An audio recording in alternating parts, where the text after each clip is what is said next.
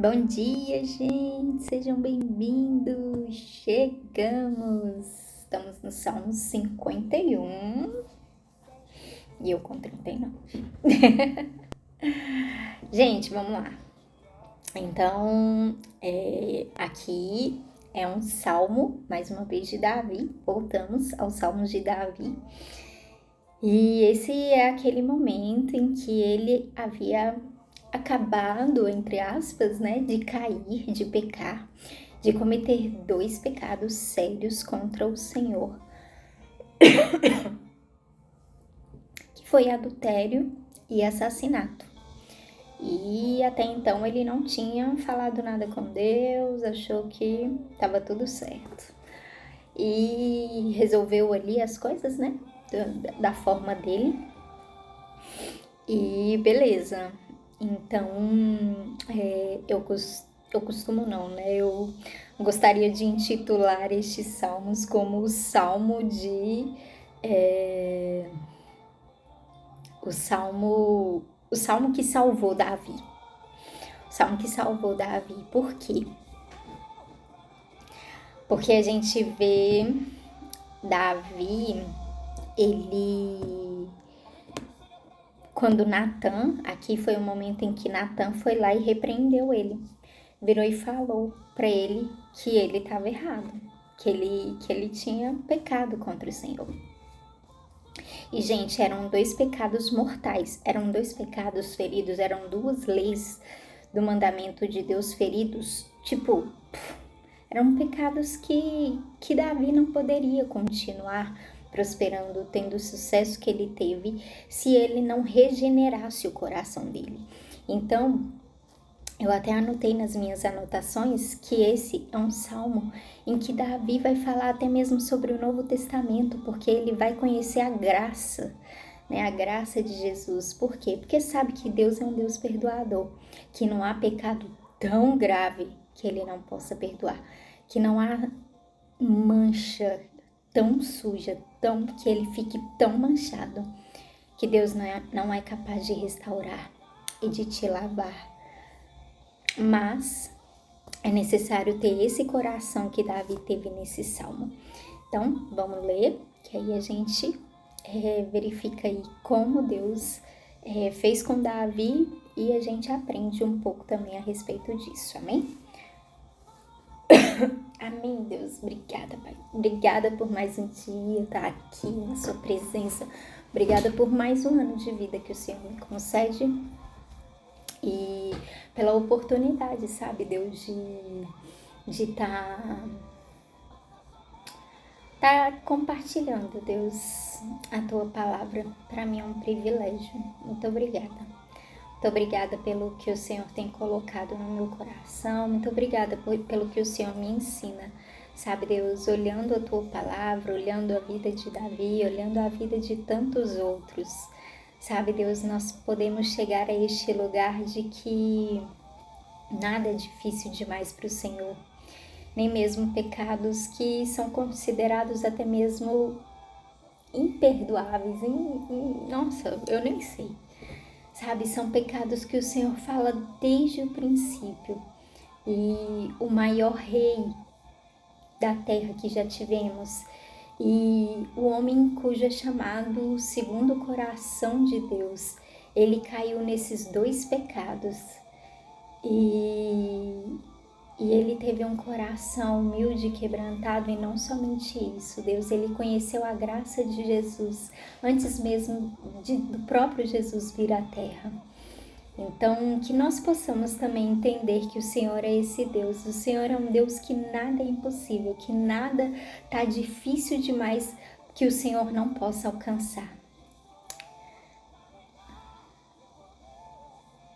Nos dê esse coração, Deus. Nos ajude a clamar, a confiar. Em nome de Jesus, nós colocamos diante de Ti a leitura destes salmos. Na Tua presença, os nossos ouvidos, a nossa mente, o nosso entendimento. Nos leve mais longe, mais fundo, mais alto, mais profundo, no conhecimento do Senhor. Nós te pedimos e eu te agradeço em nome de Jesus. Amém? Gente, Em primeiro lugar, cabe ressaltar que Deus, ele não é um Deus injusto. É como a gente está falando aqui. Foram 2 pecados graves que Davi cometeu. Deus, ele não tem nada difícil demais para que Deus não possa perdoar.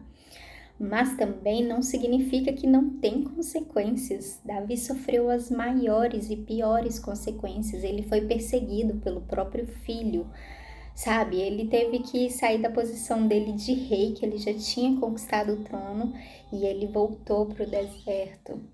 E ele voltou a passar por tudo aquilo que a gente viu em Samuel, 1º ou 2º Samuel. Então, que nós tenhamos esse entendimento, esse entendimento mesmo, sabe, da palavra do Senhor. E assim, ele voltou a ser rei também. Depois disso tudo que aconteceu, ele voltou a ser rei. Então, o seu pecado, ele não vai te tirar do seu propósito se você se arrepender. O seu pecado, você também não vai deixar de, talvez, ter ali as consequências, né? Em relação ao pecado. O seu pecado, ele não está distante demais que Deus não possa te alcançar de novo. Não existe nada.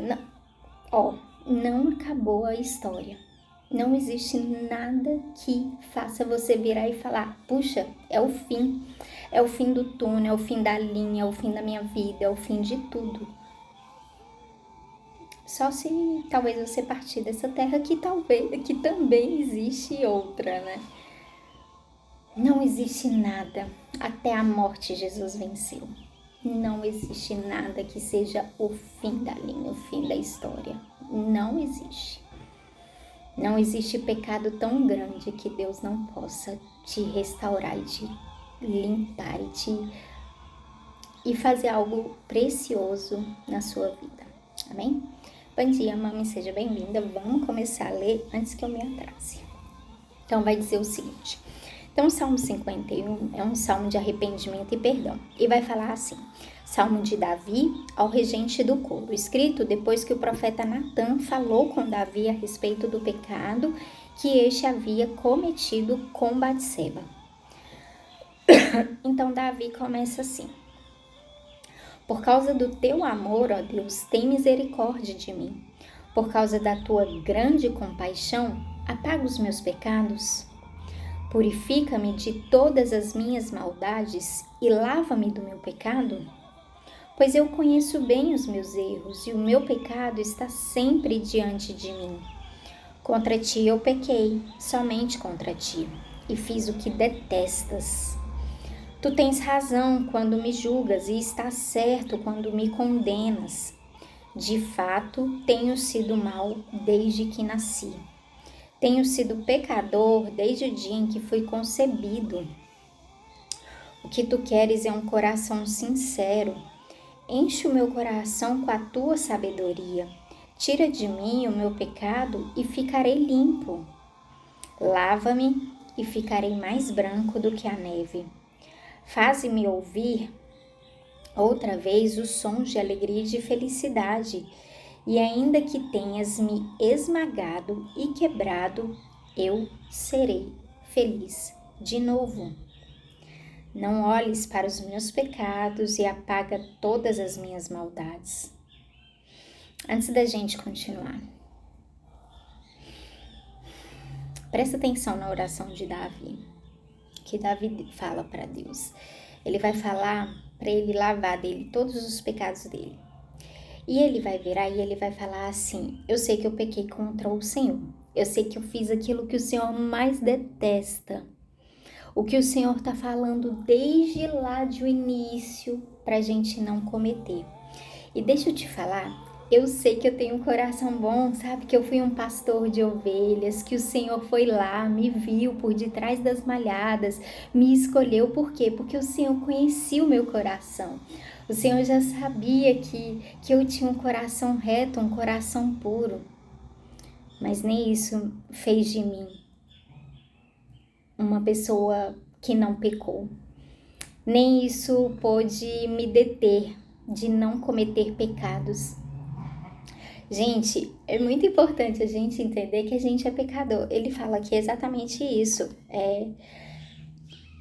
De fato, tenho sido mal desde que nasci, tenho sido pecador desde o dia em que fui concebido. Não pense, para de achar que, tipo, você nunca vai cair, que você sempre vai, tipo, ter esse coraçãozinho bom, reto, justo, puro diante de Deus, sabe?